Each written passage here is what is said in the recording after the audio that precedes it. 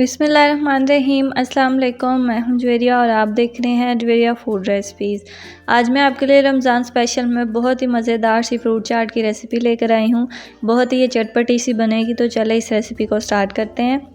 तो यहाँ पर मैंने फ्रूट्स ले लिए हैं, आपको जो पसंद है आप वो ले लें। मैंने यहाँ पर लिया है खरबूजा, जिसे मैंने छोटा छोटा काट लिया है, और स्ट्रॉबेरी ली है, इसे भी मैंने बारीक सा काट लिया है। और बड़े अंगूर लिए हैं, जिन्हें मैंने हाफ़ हाफ़ कर लिया है। और मैंने एप्पल लिए हैं, जिनको बारीक बारीक काट लिया है, और साथ में मैंने बनाना ऐड कर दिए।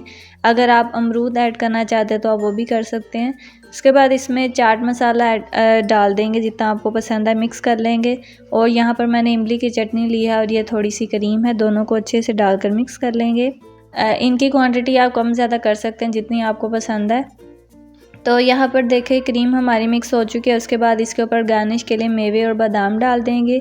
और यहाँ पर मैंने खजूर को ना लंबा लंबा काट लिया है, तो गार्निशिंग में अच्छी लगती है, और जब ये मुंह में आती है ना तो बहुत ही टेस्टी लगती है। तो इसको भी ऊपर सजा देंगे। और लास्ट पर मैंने इसमें पिस्ता डाल दिए हैं, इसकी खूबसूरती में और इजाफा करने के लिए।